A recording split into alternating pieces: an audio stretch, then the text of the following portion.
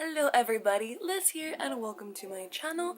So it is towards the end of October, the spooky month of the year, the strange month of the year, and I thought it was appropriate to make this video on books that I consider strange reads, as in strange as in like the not spooky, not a thriller, not scary particularly, just strange. As you may know, Stranger Things season 2 just came out on Netflix a few days ago, so I felt like it was a perfect time to make this video, and I apologize for all the yelling. I have family over. It's unavoidable. There are children. They don't know how to shut up. So yeah, anyways, so in the month of October, the spookiness is real and the strangeness is real. It's kind of the month of the year that it's the time of the year where like the temperature is changing, not in California, when things are changing, not in California. So it's just kind of a very interesting month. So Stranger Things came out and I wanted to make this video because have you ever tried explaining the plot of Stranger Things to somebody that does not know what you're talking about?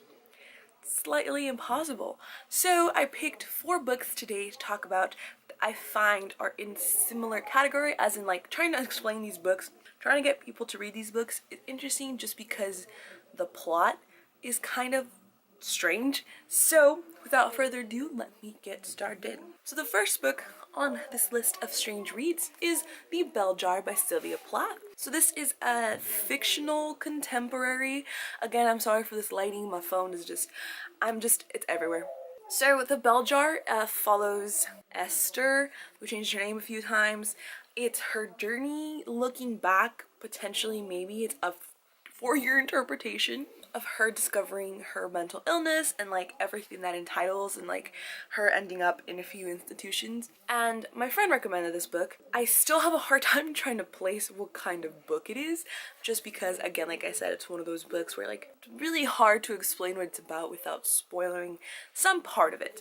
So my first strange read is The Bell Jar. Number 2 strange read is The Haunting of Eliza Cray by Chris Wooding. So this is a middle grade novel. It is a paranormal novel. It's about witch hunters, but not witch hunters as in like witch how we spell it, but W-Y-C-H.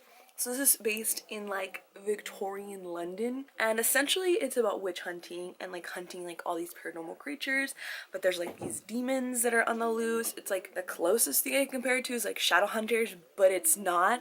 And I always remember the ending and like some very specific parts to this book, but overall trying to think of like explaining the plot to somebody about this book, it's just, I can't. So it's one of those things where it's just a very strange book. I haven't read it in a while. I'm thinking about reading it just because like I read it when I was a lot younger, but it stuck with me. Like the plot has stayed with me, and I'm like, maybe now if I'm older I'll be able to understand it a little bit more. I feel like I'm a much more avid reader. But anyways, this is my second strange read, and this is just kind of books that I own, that I've had, that I've actually read. So The Haunting of Eliza Cray. Let me know if you guys have read it. I have not heard a single soul ever in my entire reading career, which is like 10 years, talking about this book. So if you know this book, let me know. The next one is Befallen by Thomas E. Shingaski. I'm sure I fucked that up. So this is considered a YA just because the protagonist is 18 when the story starts. It has to do with angels, but like Nephilia, but like not like Shadowhunter Nephilia, but like abominations. And it's like this whole journey of him kind of like running away because he finds out he is, I don't know. I always think about this book and I always think about rereading it, because especially after I find out, because I thought there's only 2 books and I have 1 and 2, this is 1. But apparently the author wrote like 3 other ones, which is weird because you thought that the ending of the second book was the ending of the story.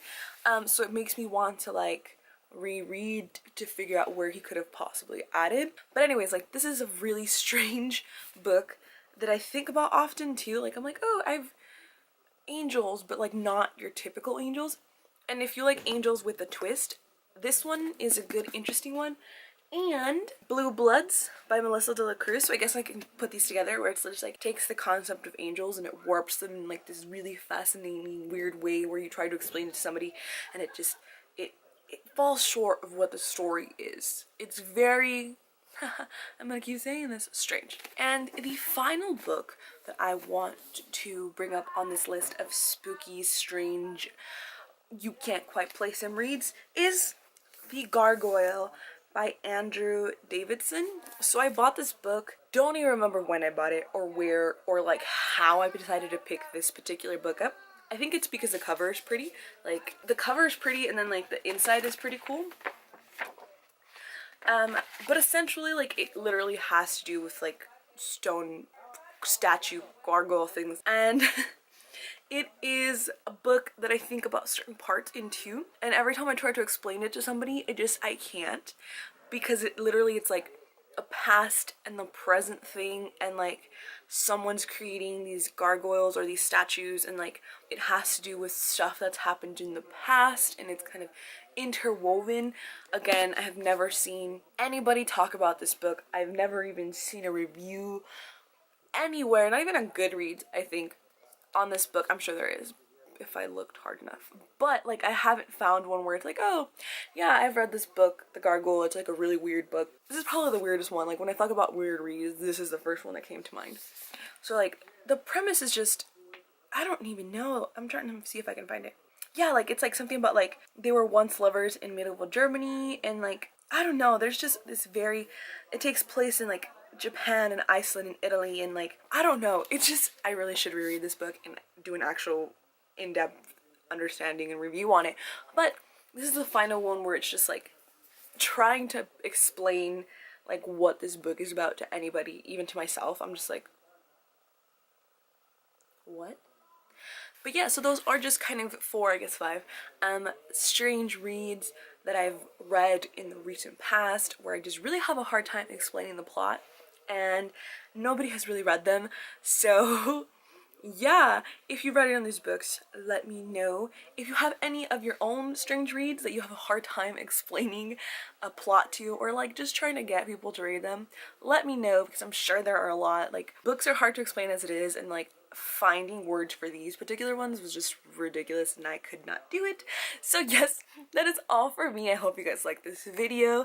If you do, feel free to hit that like button and thumbs up, that like button, whatever it's called. If you want to see more of my face and more content like this, feel free to hit that subscribe button as well. I would highly appreciate. So yeah, that is all, guys. You guys have a great morning, afternoon, or night, whenever you happen to be watching this, and happy readings. Adios!